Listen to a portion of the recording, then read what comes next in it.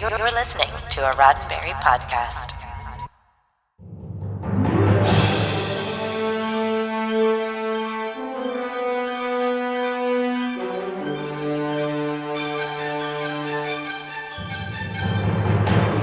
Welcome to another supplemental episode of Mission Log the Orville. Today we have Ben Robinson from Master Replicas to talk about the giveaway and so much more. I'm Jessica Lynn Birdie. And my name is Mike Richards. Mission Log, as you know, is a conversation that depends on your participation. Share your thoughts, ideas, and tell us what we missed at Mission Log Pod on Facebook. Introducing Mission Log the Orville on Instagram, all one word. And you can always email us, which is becoming the new snail mail, at missionlog-theorville@roddenberry.com. If you're watching this on the Roddenberry YouTube channel, please hit like, please hit subscribe, and remember, we may use your comments on an upcoming episode. Wait, so I have to clarify this. Is sliding into the DMs the new email then?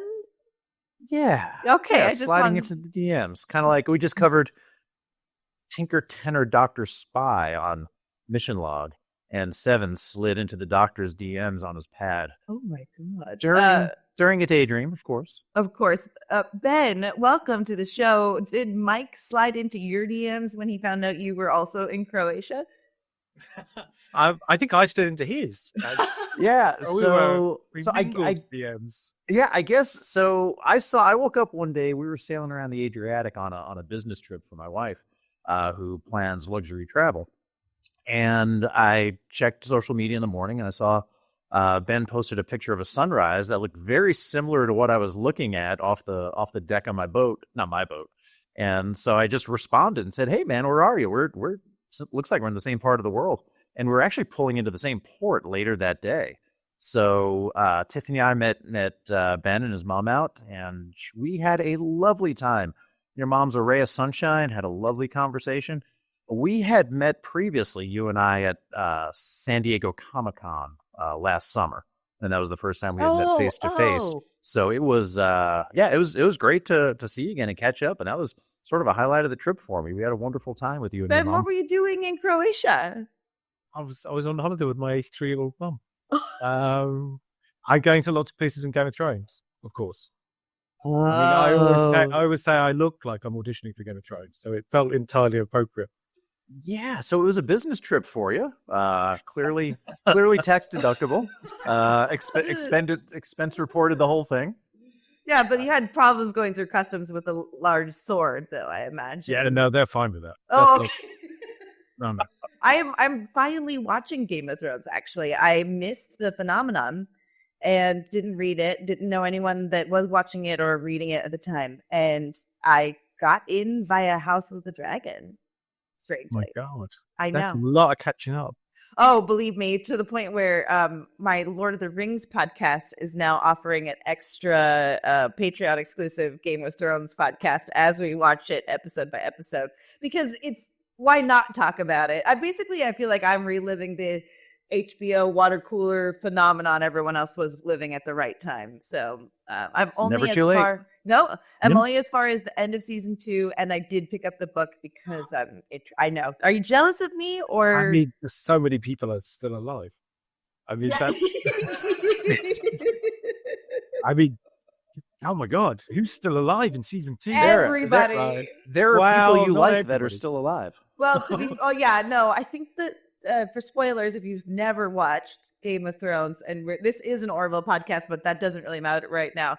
I knew Sean Bean was going to die, but then, and I'm learning as other people had this experience. When they end the episode with his being beheaded, everyone went, "Well, come on, that didn't happen, and we didn't really see it, and it's hard."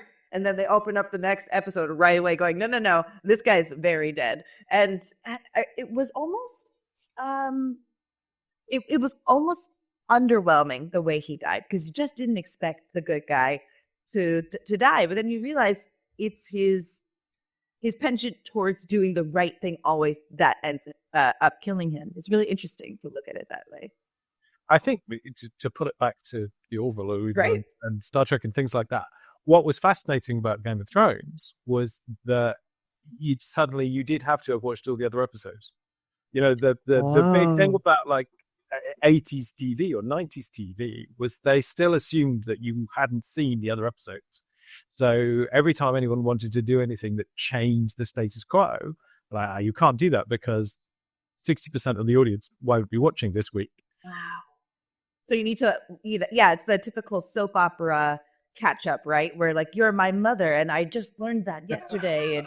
And you need to find ways to cleverly, like, me and my boyfriend are watching Voyager right now. And I remembered when Kes was being body snatched, the guy broke up with her while she broke up with Neelix while being body snatched. But then the doctor says to Kes, and a season later, well, your most recent breakup with Neelix, we never even saw it. But it still works. You're totally right. The episodic versus serialized is a different beast altogether. And even that was way more serialization because at least they acknowledged the earlier episodes. In the original series, in the original series, they never. We will never speak of this again. Oh, it's a hard reset. So I wasn't allowed to watch The Simpsons, but that makes sense. It's a hard reset button every week. I know. How did I turn out the way I am? No, it's not. It's not that weren't allowed to watch The Simpsons. That's not the part that makes me shake my head. Is that you were still of an age where you could be kept from watching The Simpsons. When The Simpsons premiered for me, I was already a college graduate. So, yeah. I think it was the tandem, whatever it was being aired. It was Married with Children and then The Simpsons. And my dad, those two things together was just too much corruption for my brain. It's all too much. So, Ben, we do know that I imagine that if you like the Orville, you do love Star Trek. What was your inception? What got you into this space world? How did you get there? Professionally or personally? So personally, I can't even remember. So I grew up watching Star Trek and Doctor Who. I remember I always tell people I was horrified to discover in 1976 that they weren't still making Star Trek. It never occurred to me that there could only be so many episodes. I was deeply distressed. And then because of how Doctor Who was so prolific, though, or just no, I they just showed it. It was like in kind of syndication in England, so it was just on all the time. You didn't realize there was a I could say I had a similar experience, not as gutted as you, I think, but you don't. If you're just watching them and catching them, you don't realize there's an end date to them. Yeah, exactly. It just occurred to me. I had this sort of horrible realization that was going to be it. Little did I know that there were another 700 hours to come. Great point. My brother was the one that kind of guided me on my journey, but I don't remember a time where Star Trek wasn't in my life. It was, every day, right after dinner, watching with him, just sort of having it explained to me. I sort of feel like the earliest memory I have of that was of watching The Menagerie and him explaining that this was actually a pilot episode that got used later on, but I was a baby. It was a long time ago. Ben, I got to tell you, I did some research into your background and your bona fides, and I did not realize that when we met I should be as intimidated by you as I am. But let me just run down that. We talked about your mom, English teacher. Mm-hmm. You've got family history in the industry going back to the Hammer horror films or the Hammer productions with your granddad. You've got a master's degree in English and related studies from the University of York. And your mom's an English teacher, which I think I already mentioned. She was lovely to chat with.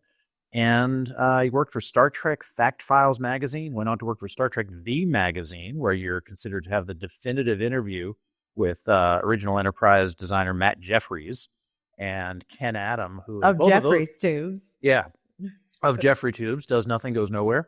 And then we have, and those two guys, Matt Jeffries and Ken Adam, are special to me because they were both pilots.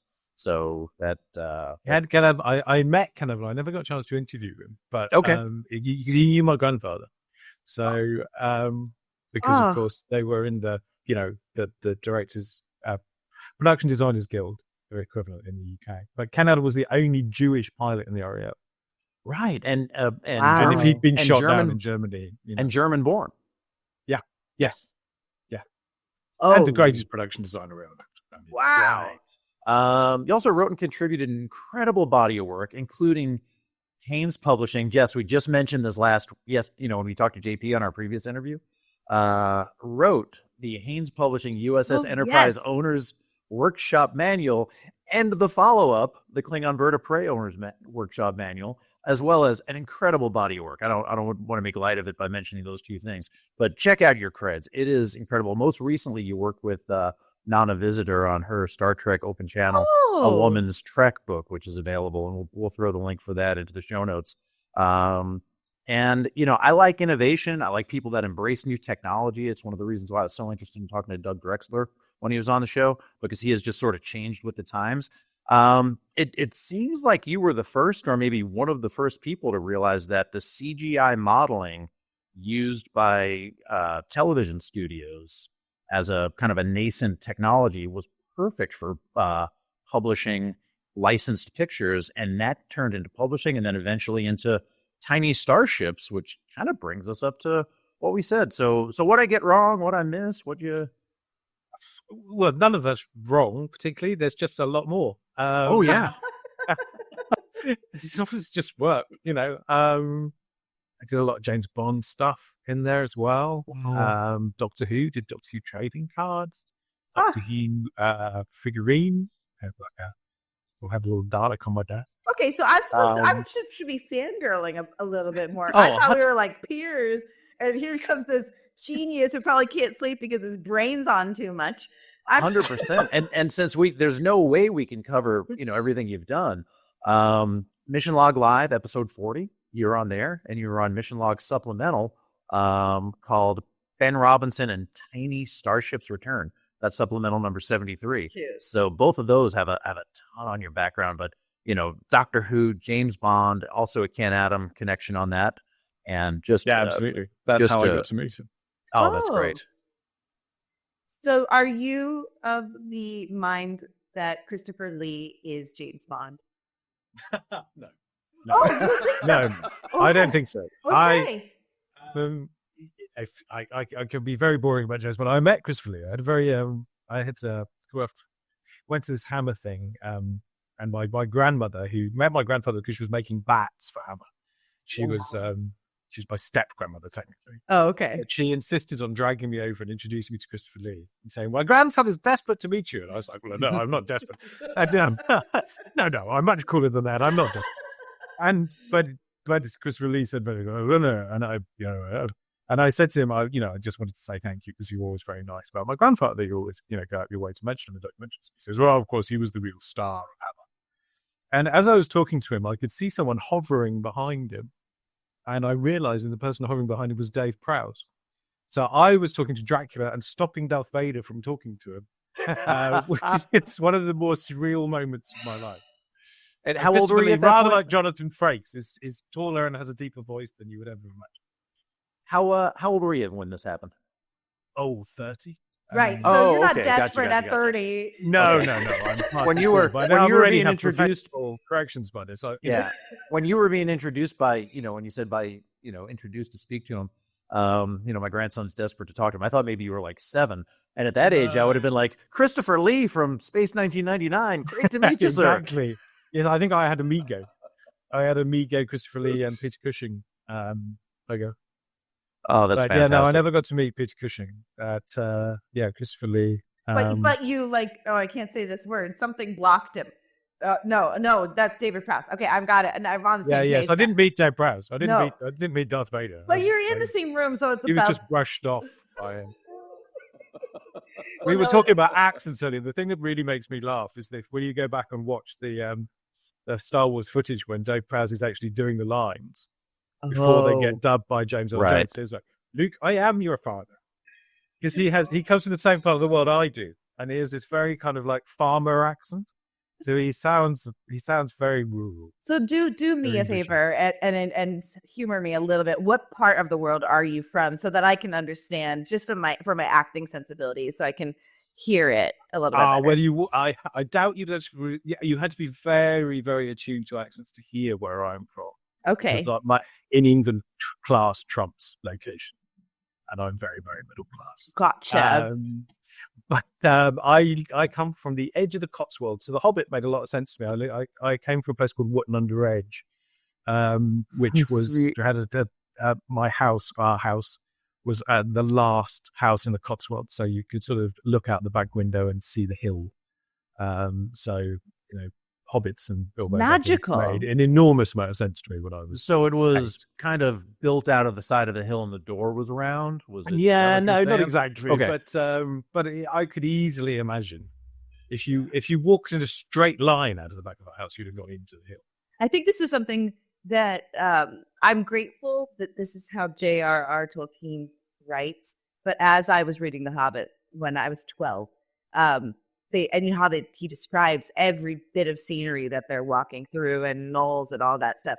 He didn't understand that a suburban kid wouldn't know every single word for different forest elements or road elements. So even still, as I reread it or whatever, I'm like, I just can assume what I think I know where they're walking, or they're in the woods somehow. But for someone like yourself, you probably have a better, more descriptive idea of what he's writing, I'm sure. Yeah, I do. I was like a hobbit when I grew up. Oh, I love that. And then I got hairy feet. I mean, it's all come true. I know. I look at like Elijah, who's 18 when he does the films, and he's so charming. And I look at myself like I could fall in love with that, and then I look down and I'm like, I don't know, man. I really don't know. So I love that you're just like a tried and true nerd, and I think you embody, just based off of your breadth of work and your education, you're someone who like must have known that if you follow your heart song and you follow your desire, you'll end up where you want to be. Is that?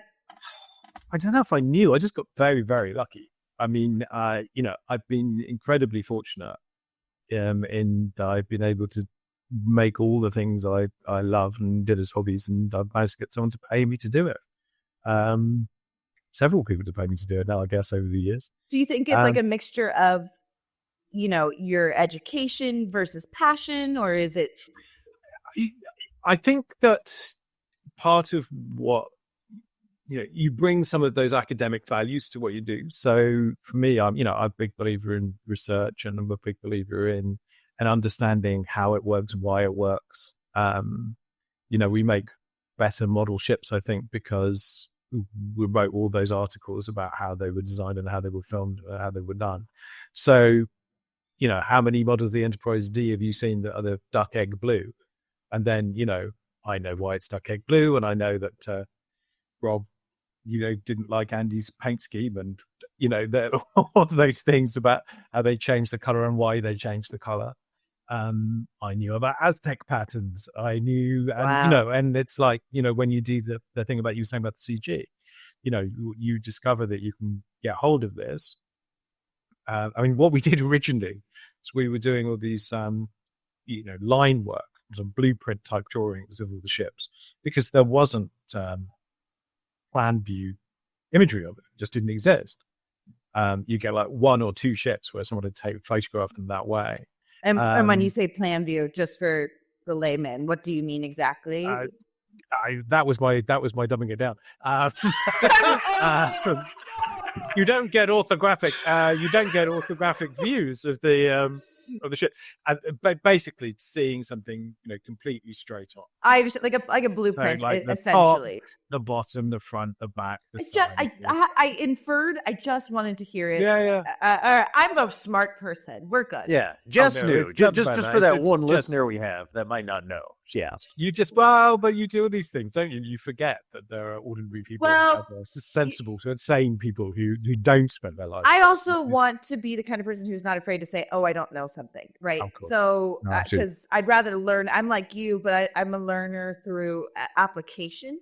But I love a brain like yours, which you could have either gone into English major or engineer brain. So you bridge the gap for people like me to like the engineers who only speak in code, if that makes sense.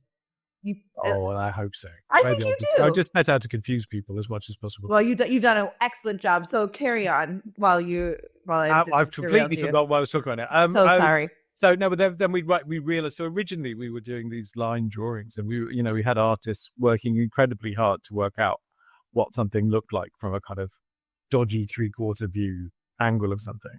And then Larry Nemeczek was sourcing stuff for us, and he started to source the CG for us because they were CG models. They weren't practical models, they were CG models. And but originally we only got them to trace to make these line drawings. Wow. And then after a while, we just thought, why are we paying for the line drawings? Because people have got, let's just print the CG. And that's what we did. And then you're like, well, hang on a minute. If we can do it this way, we can also make it pretty. We can have 3/4 views and dramatic angles and things like that. Wow. Then it was like, oh, and actually that means that if we make a 3D model of something, we can get it right.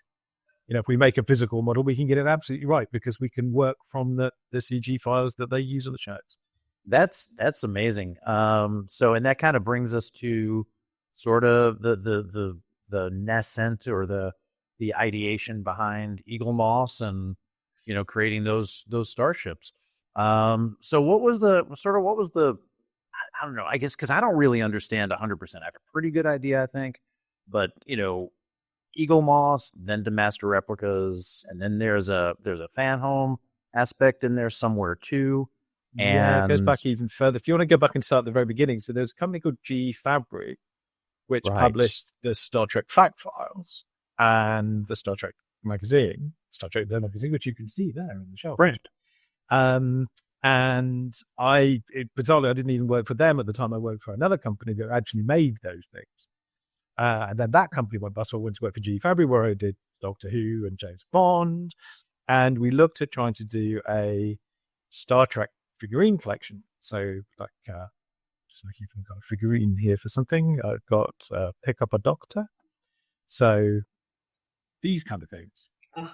And we did something. I didn't do a brilliant job on it, to be fair. I didn't do a great job. And when we used to do focus groups because there was money back in those days. And you're talking to people and they were like, well, he should be sitting in a chair. And let me tell you, never do a collection of figurines of people sitting in chairs. It's really dull. Nobody wants. I love that. Nobody wants to have people sitting down. That's really funny. So, but as we were doing it, we realized actually that what probably people cared about more was the ships. That, the ships were really the characters or at least, characters as much as Kirk and Spock and Picard and Data and whoever. And of course, the good thing about the ships was I realized that I couldn't screw it up, or at least I'd have to try much harder to screw it up because we had the perfect reference. And what you discover with people, if you ever try and, you get all these 3D scans of people and all of that, if you make something from that, it doesn't look right at all. I don't know why, but it's like, how interesting. They don't look, I kind of know why. But when you see a person, it's like waxworks. It's like they're never static. They're always moving. They're always doing something different. And your impression of them is kind of made up from all these different things. It's reminding me of like the Polar Express where everyone just had dead eyes but no face expression. And I know that we've come so far where things are so realistic now. But we also interviewed the animator, the guy who created the comics for the Orville, and he said he had the hardest time capturing Kelly because he did a really wonderful job in so many of them, but her in particular, she does change and she's so expressive. Well, I would also tell you that the hardest likenesses to capture are the better looking someone is, the harder the likenesses to capture. Because they're so asymmetrical. They're so symmetrical. Because you don't have anything to kind of latch on to. So if someone has a big nose or a big chin or some kind of very recognizable feature, we fill in the blanks if we get them. Yeah. You can just get this tiny little detail. Like we used to do these tiny, tiny, tiny little figurines inside the James Bond car collection. And all you could do with Sean Connery was this eyebrow. Yeah, even though the face looked like he was a sort of horrible burn victim, you could tell from the eyebrow. You could tell from the eyebrow that it was meant to be Sean Connery. That's fantastic. Well, so a friend of mine has a just incredible collection. He loves Eagle Moss stuff. He doesn't have as wide a collection of ships as say even Mike does, but he has every single Green Lantern that's ever been, and he writes reviews. So I know a little bit because I'm adjacent to him. but how important articulation is. And then he has the smaller versions of people, and you can kind of tell it's Kirk, and it's not. But you do a lot of, so I can imagine that is challenging. But then when you get to the ship, now you're just dealing with these smooth lines, and it must be so much more interesting and easy. Yeah, and it doesn't change expression or lose weight or put on weight or of course it turns out there are things, like the ship is slightly different between season 1 and season 2, and there are people who know the difference. I remember got an upgrade for season 2. Oh, great, hugely. Are you one of those people who was so excited when the Enterprise model was found, so that you could actually figure out what the paint color was? Well, they spent it actually. Well, Gary Kerr, you need to talk to Gary Kerr about the paint color of the Enterprise. Gary got it right. Really? Yeah, he has the best. He is the world expert on the Enterprise. But the problem is that the paint color, the 3-footer had been in this lockup. It had been out and about. It had been. But I accidentally interviewed someone who'd had it at home with him for 4 or 5 years at the end of the series, and then I got asked to bring it back, which he did. Wow. So paint just, even in my house, the paint color's changed over the last 20 years. So the color it might be now versus the color it was then. Oh my God, you get stuck in. I love that you love that, though. I really do. I think that is probably a really specific way to live your life, but caring about that stuff is interesting. I want to maybe come back to this a little bit later. But sure. Heck, we said we would go on a million tangents. So how about now? We're here now. Yeah. One of the things that I was drawn in by on one of your mission log supplemental episodes that you're on with John and I think Ken Ray was sounds right. Your love for Lost era Star Trek stuff. During the 70s, maybe that design work and things. And at that point, you'd found some things, but you felt like, or at least just said that there's got to be a lot more stuff out there just based on the amount of time these folks are working on it. Since then and now, has anything else come up that you've found that has been noteworthy or? Well, there are some things. There's some stuff that hasn't really gone public, and I kind of hope, I've still got my fingers crossed that I might be involved when it does. So I don't want to say anything. What's fascinating about that is that I believe in the Roddenberry archives, there is a pretty much complete version of the script, which has never gone public. So nobody has ever recounted the proper content of the script. The fact that it was meant to have Toshiro Mifune in it is just amazing to me. But also, I buy, as you can probably see, kind of obsessively buy books. And this Ken Adam book here, which is actually quite hard to get a hold of, has Planet of the Titans drawings in it with slightly confused understanding from Ken Adam about what they were. Wow. But he worked on the film for 6 months. So like I said, there was a team of people there, Ken Adam, Derek Meddings, Ralph McQuarrie, working on the film for 6 months or so in 1970. I'm going to get the year wrong. 1976, 77. So yes, you'd think there would be more, but I guess they just threw a lot of it away as well. That's the kind of tragic thing, is that people don't realize. Well, no, and I think they were still in that era in the 70s where you didn't realize how much posterity mattered.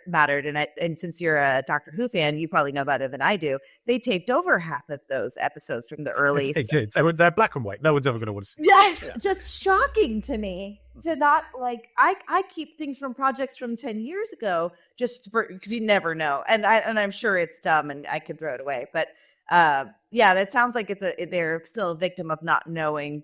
Try as hard as George Lucas might. The Christmas special still exists. Oh, yes. I think it's one of those things that I'll just watch the B. Arthur part and then never watch the rest of it. I just don't need to. It's one of those things I don't need to see it. And he was right. We don't need to see it. No, Yeah, but, we I mean, do. Yeah. It's nice to have it. It's nice to. I'm still one of those people that wants the original Star Wars. You know, I want to be able. I was at the age where I was watching the CGI enhanced versions, and I didn't know it. But I fell in love with it, and that's fine. But I'd love to go back and watch what it was. I just saw a picture of George Lucas with all of the models, and you think of all the time it took to make those things and what he achieved. I wonder if you have a thought on this. Is that why people like having the ships and owning them? yes. I mean, my theory has always been that you watch one of these shows, the Orville, Star Trek, whatever, and it's not real. And you would love it to carry on in some way, and to be able to bring it into your house and to make it carry on.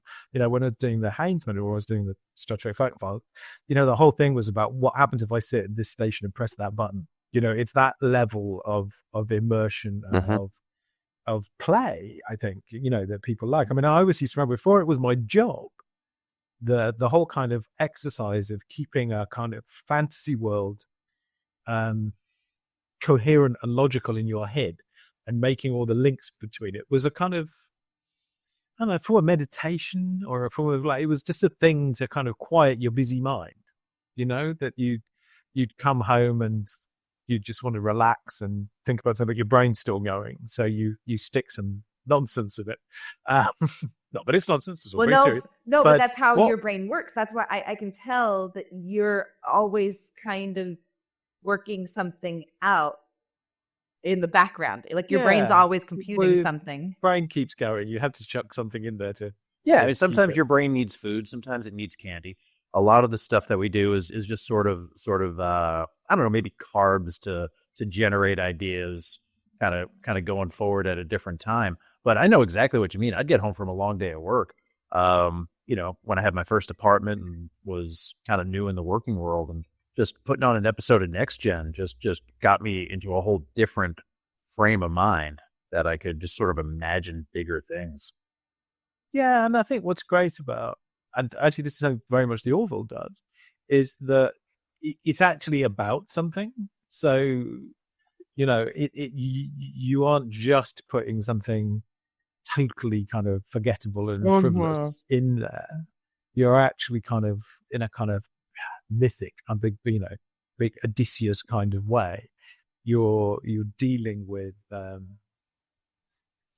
imported themes or moral conundrums. Moral conundrums and kind of the meaning of life. You know, it's when we got to talk to Seth about Talking Ted, or Ted, and we called our show Talking Ted, and I can't disassociate the two. You hear how Norman Lear died last year, I believe, and you hear how much he revered his All in the Family, and I don't know how much you know about All in the Family, but that tackled the, you know, civic unrest of the people at the time by like showing you the most racist and misogynistic dude.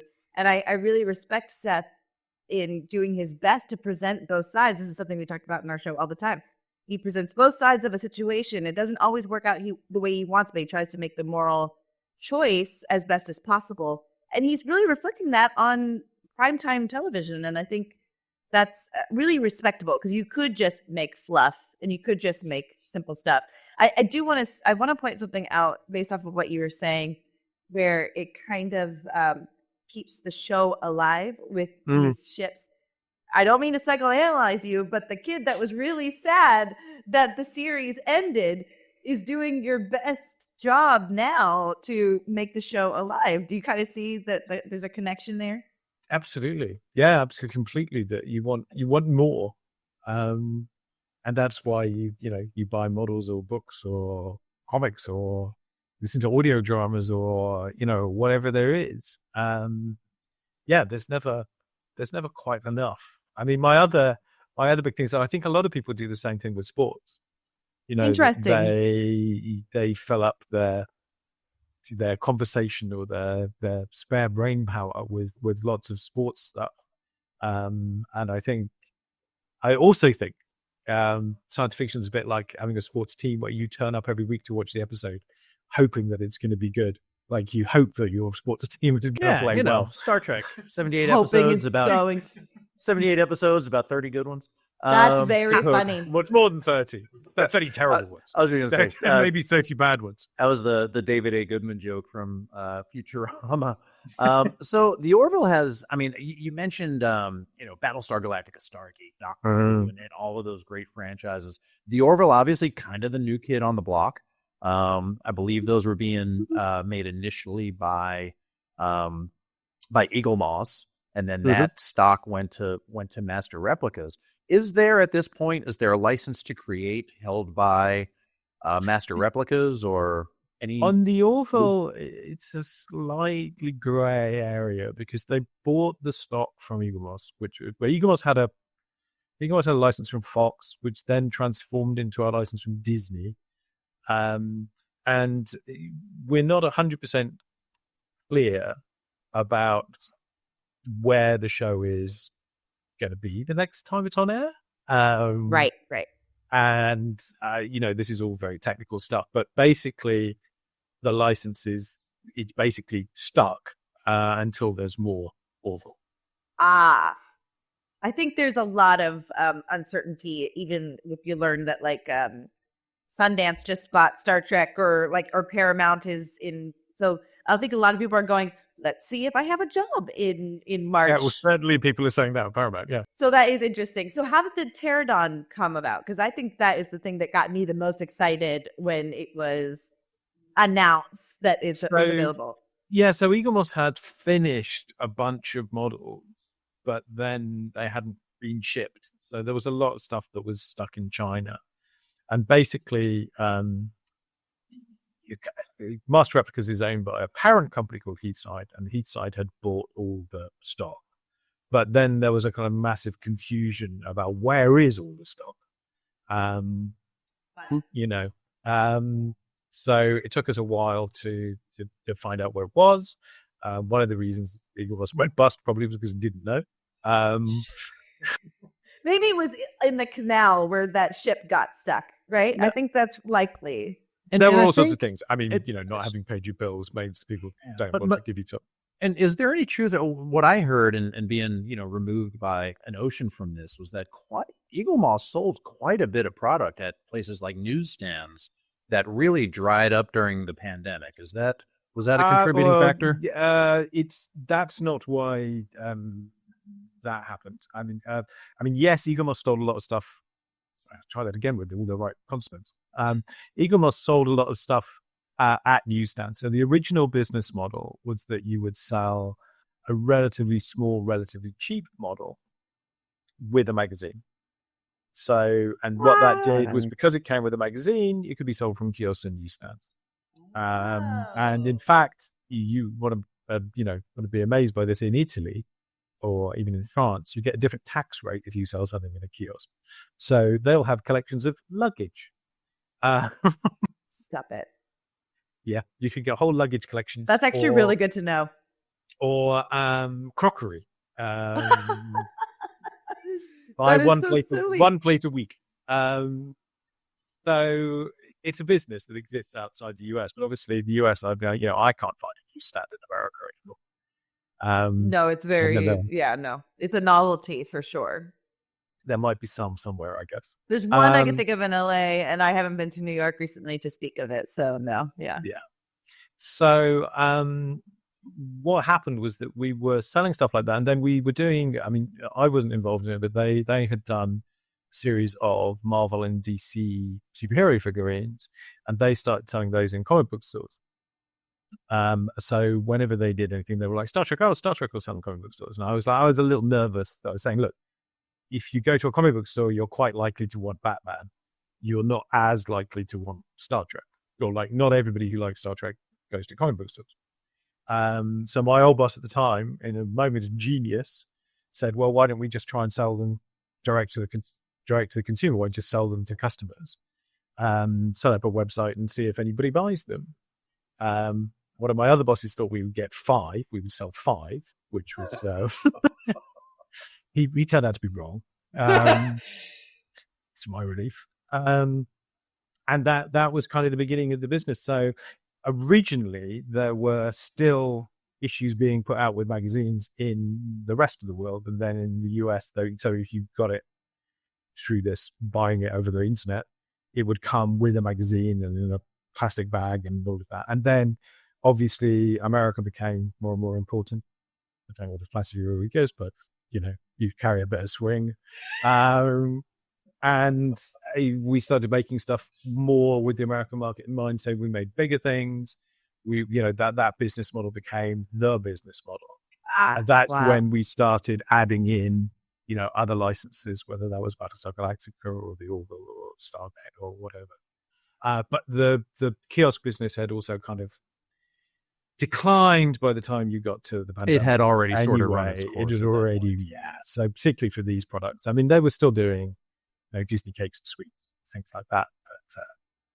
But it had some influence on. But I don't think I would know to go to a newsstand to get these things, though. It feels like the right person walks down the street and sees a ship, or and finds it. It's a little more complicated than that. So, like the newsstands actually operate like a pull list, like a comic book store. So, what happens is you launch it with a big advertising campaign and a discounted first issue, so everybody knows about it for 2 weeks. Wow. And then they ask the newsstand the kiosk to hold it for them. So, was that marketing campaign done online, or was it billboards, or what was the that was success? TV. It was big TV. Wow. So, this is 15 years ago now, but it's for these products. It still happens a bit for others, but everything up to that point was how it would work, because you get 2 weeks of being so fed up of seeing this ad on television that you just were hoping you'd never see it again. But it was over after 2 weeks, and you never did see it. And again. You never did see it again. That's fun. Very, very funny. But then the idea being that, we discounted the first issue. So you would have picked up the first issue and you'd have one and you'd be like, oh, this is really nice. I want another one. And then you would ask they would have the first, 5 or 6 issues at the newsstand, and then they would stop getting it, but you could ask them to carry on. This is really interesting. Yeah, I can see the completest person like laying awake at night needing to get this. It becomes a ritual of sorts.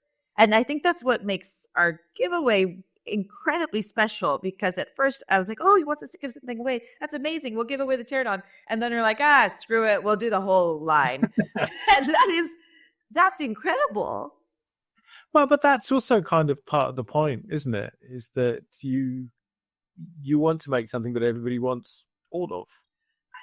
I couldn't agree with you more. Looking for Pterodon, thinking how lonely it is. Well, I don't want the Pterodon, and no one knows what the Pterodon is. You know what I mean?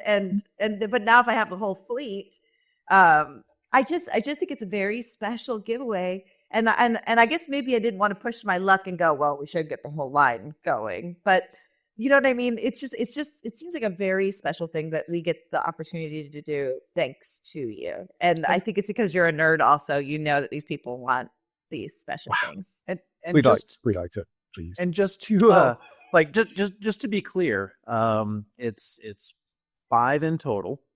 Is that correct? Including I can't remember. So it's the Orville, the Shuttle. The Orville Shuttle. Yes, I'll try. Well, there are 2 Orville Shuttles. I think we've got both of them still. Okay. Is it the Orville and the Shuttle? Is it the Orville and the Orville LG? You mean the original Shuttle? So we did 2 sizes of the Orville. The smaller one is sold out and is gone. There's no more of those. So it's the larger one, right? So the Orville LG, and then the Krill and the Kaylon, 2 Kaylon ships, I think. Yeah. Cruiser and the Interceptor. Yeah. So and the Pterodon and the Shuttle. Okay, so that's cool. Quite a bit. So the Orville LG. The new and the old shuttle? Yeah. They're still in stock, yes. Okay. I mean, even if not, I might try and find Don't take our word for it. I'm not quite sure. You will see in the description of this episode, whether you're listening or watching on YouTube, the link to the giveaway. Just by signing up for Master Replicas newsletter, you enter, which is really, I mean, who doesn't want to be on their website and on their newsletter to know about like what Ben Robinson thinks? I want to sign up. I'm not going to tell you what I think on the website. You just buy stuff. It's fantastic, but I just buy stuff. That's what. Yeah. But all the information of what you can win and the couple runner-up prizes that we have is on that link too. So just use that as your guiding North Star, please. And I've already paid for all of them, so I already got them. I don't need to win anything. Exactly. We didn't even have to corrupt. We got to win by talking to Ben Robinson today. What a win! I am. Listen, you may not think I'm genuine. People who pay not to do that. Well, I'm not one of them. So this was absolutely delightful for me. So. Yes, same here. I mean, like I said, Ben, we met last summer at San Diego Comic-Con when I was lucky enough to be on the Orville Things Left Unsaid panel. John Champion, our producer, introduced us. Once again, getting to see out in the Adriatic Sea was fantastic. Yeah, I pursued you to the Adriatic. I did like to tell you, that's why I was there, but that's the truth. And it was just a great time, great conversation today. What do we miss, man? What else do you want to talk about? What's next for you? What's next? I can't talk about what's next. There's something big coming right now. But so we got a couple of teasers here. We got the recently found Star Trek Lost Era stuff that's going to be announced that you think you're hoping to be a part of, as well as keep it secret. As well as something else you can't talk about here. There's lots of Master Replicas. So Master Replicas. So basically, I suppose I can quickly run through what happened. So Eagle Moss had all these rights. It was basically what I was doing is what it came down to. So I basically had a job that was like, what is Ben good at? Okay, we'll do that. So I was very fortunate in that respect. And then D'Agostini, who owned Fan Home, who are another one of these companies that makes things that are sold in kiosks, they picked up the rights to do Star Trek ships. So they're doing that. So Fan Home I have been doing these. Oh. Ooh, is that a That's G? a Titan. That's a That's Titan? a Titan. Okay. This is a G. Hang on a minute. There we go. Wow. Got it. For those, Yeah. so can you describe what we're looking at for those of us who are just listening? People are just listening. I mean, I know, how dare they? basically the G's bigger. So you get. They're both very nice. The G's bigger. Gotcha. But they're very, it's all basically made by the same people, the same factory, still supervised by me. It's very, very similar to what Eagle was used to do. So they're doing that. They've announced 20 ships, but I'm changing what those 20 ships are right now, just to be annoying. And then Master Replicas has been doing a load of other stuff. So they picked up the rights to all the other ships. So the Expanse, Battlestar Galactica, some new licenses, which we've announced. We haven't shown anything yet. So Foundation. There's a couple more that haven't been announced yet that will be quite exciting. And then also because Master Replicas has this kind of, or Heathside, the parent company, has all this expertise in doing different things. So we reissued the Captain Picard teacup. We actually went to talk to Bodum and they're like, yes, we discontinued it. Yeah. That's you? Yes. You did this? That's me. Yes, that's absolutely me. Stop! Yeah. Okay, so can you send me that? They're still making them at the moment. They're literally making them at the moment. I saw that this is, that is so cool. Because Bodum does, we just know what they're doing is so wonderful. So yeah, but they discontinued that cup. Yeah. So I didn't realize you hadn't been able to get it since 2016. Wow.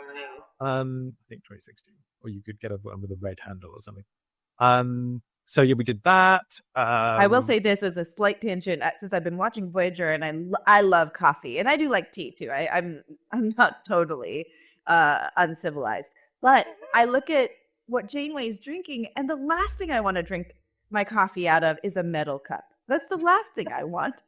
I can't imagine like the acidity. Anyway, it's actually I just discovered that because we were also talking to them. That is a thermos cup. So that's not just a metal cup. That's actually a double wall insulating cup to stop your coffee going cold. Yeah, I would drink all right, maybe. I would drink coffee out of a Janeway mug all day. Yeah. That's a very weird euphemism. So, but we're actually talking to. There is a meeting with Thermos next week. Funnily enough, Amazing. about some stuff like that. What else we did with some plush? We did a Moopsy plush. Cute. Sweet. Which we can't keep in stock. That's like, I think there's like 5 of them on the website at the moment. And a Badgie plush. So that will teach you a lesson. I love Badgie. I don't know why. Badgie speaks to me on a primal level. Badgie's evil, Jess. Badgie I is know. evil. I know, but was it nature versus nurture is what my question is. It really, I think we need a beluga plushie, but I guess they're a little too sexual. So I don't Cetacean know. ops, sure. Yeah. I don't know. Yeah. No, that's on the list. Amazing. Yeah, and I want to do a Dr. Ta'ana and Shax talking plushes. And obviously Dr. Ta'ana would just be vulgar. Yeah. That's exactly right. 100%. Because one of the things that Heat Sites have huge success with, the other brand can do, is they've done this talking carton plush. Which just did, and it's an X-rated version of that. You have to do those. Yeah, I think that's exactly right.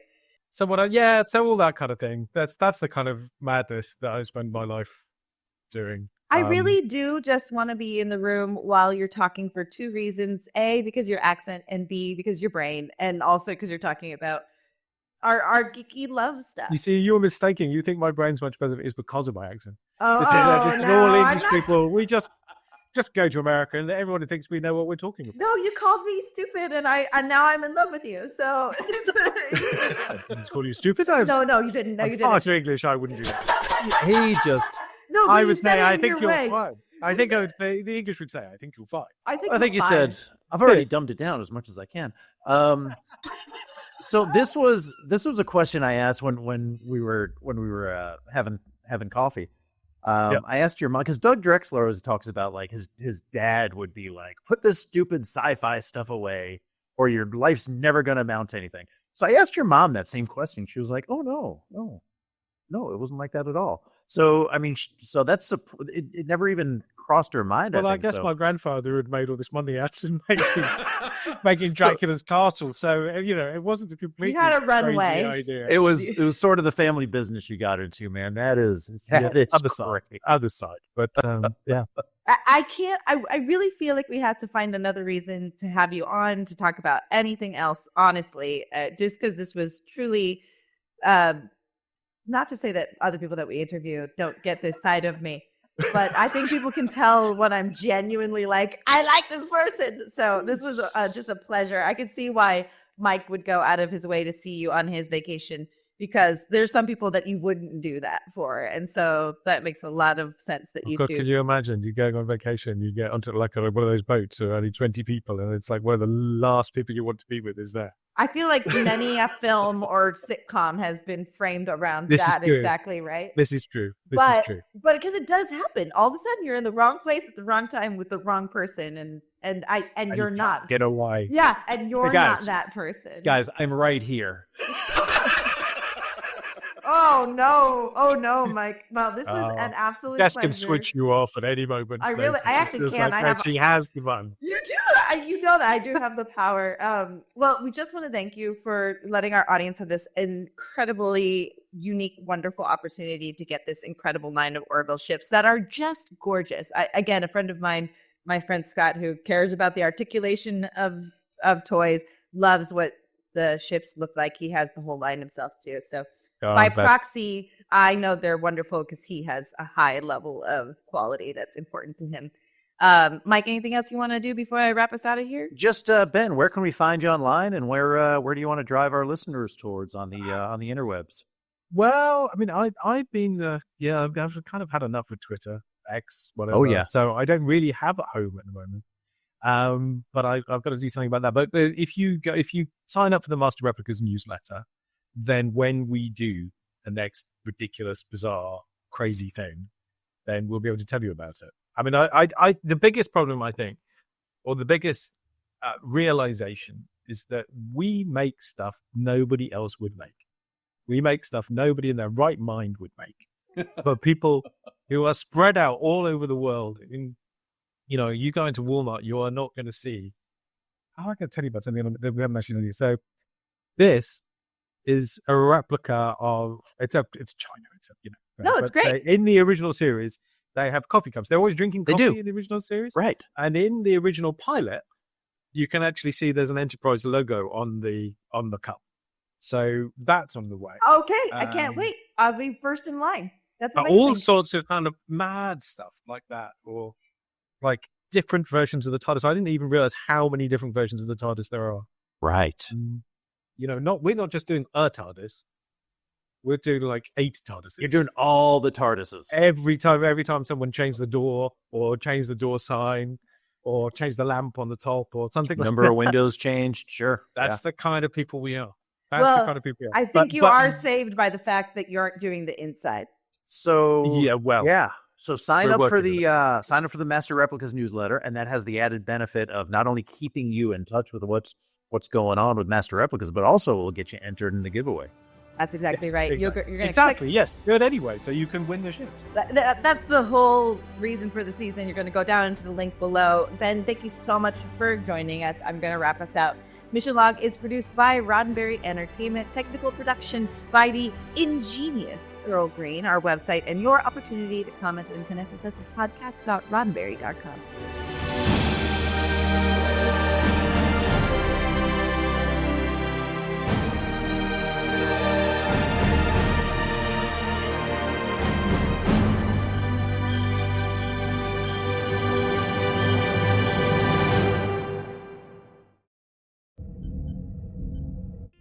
This is a Roddenberry podcast. For more great podcasts, visit podcast.roddenberry.com.